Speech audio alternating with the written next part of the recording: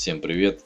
Сегодня хочу рассказать про два интересных случая стука в подвеске, которые случились со мной на моих автомобилях. Итак, первый случай случился на Цешке 204. После того, как я ее купил и пригнал из Пятигорска в Сочи, я стал замечать, что появился какой-то стук при проезде неровностей. Причем это даже не стук, а такое чувство, что в задней подвеске сзади справа что-то открутилось или отвалилось. Вот, стук был такой, металл по металлу. Я заехал на сервис, подняли, все посмотрели, переднюю подвеску, заднюю. Озвучили замечания по подвеске. По задней подвеске замечания только плавающий сайлентблок и все. Вот. Ну, пришлось настоять на своем, что там что-то стучит. И после того, как мы проехались с приемщиком, и он услышал сам, вернулись назад в сервис, подняли, мастер взял кувалду, начал стучать по колесу, и появился этот звук. Ну, стучать, естественно, по резине. И первая мысль, которая у меня была, это камень в рычаге. Либо камень в рычаге, либо второй вариант, это кусочек пружины отвалился и гремит в рычаге. И действительно, после этого мы заглянули фонариком и зеркалом туда и увидели, что лежит небольшой камушек. Вот. Дальше я поехал к себе в гараж и решил его попробовать достать. Но просто так он не вышел, и мне пришлось откручивать низ задней стойки. Дальше на видео я покажу, как это все выглядело.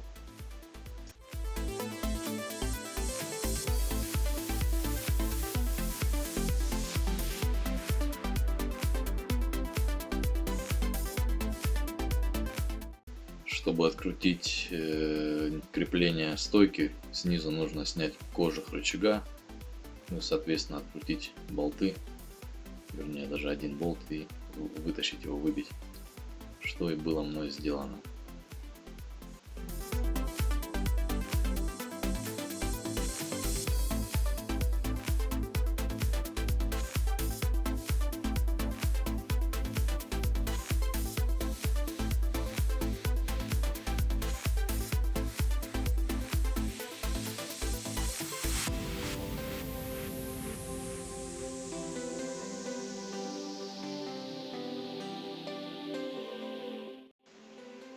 И дальше получилось вытащить этот камень спецсредством, которое я называю доставалочка.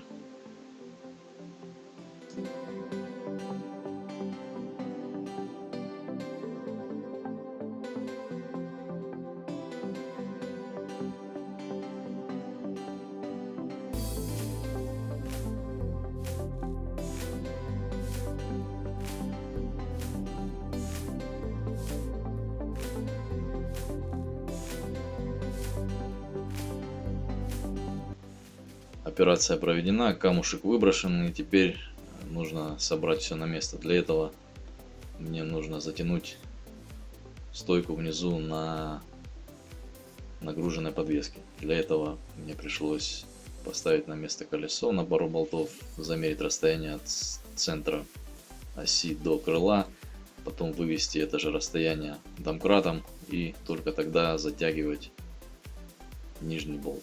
Потому что на стойке имеется такая резинка, тоже похожа на сайлентблок, и затягивается. Сайлентблоки все затягиваются на нагруженной подвеске. Потом я рассказал эту историю друзьям, и один из них спросил: а ты случайно по Шаумянскому перевалу не ездил? Я сказал: да, ездил. Он говорит: ну вот оттуда тебе камушек и залетел. А Шаумянский перевал — это у нас кусок федеральной трассы, который укатан вот такими камнями.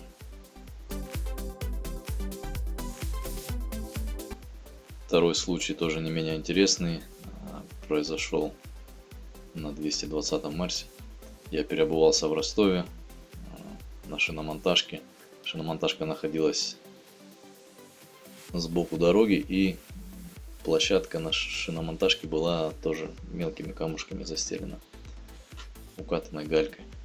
Вот, потом я поехал в Сочи и стал замечать, что при небольшой скорости что-то у меня цокает в подвеске или где-то около подвески. Короче, было непонятно. И решено было снимать колеса и смотреть. Я думал, что это или суппорта, или колодки, что-то звенит, гремит. Вот, одно колесо снял, посмотрел, там все нормально. Правое. Снял левое колесо.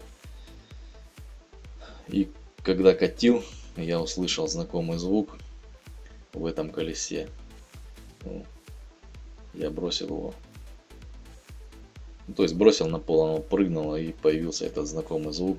Оказалось, что там в этом колесе находился тоже маленький камушек. Как наши на монтажке умудрились его туда закинуть, мне непонятно. То ли это специально было сделано, то ли просто так получилось. На этом все. Надеюсь, кому-то пригодится эта информация. Всем удачи, прущих и ломающихся мальцев. Пока.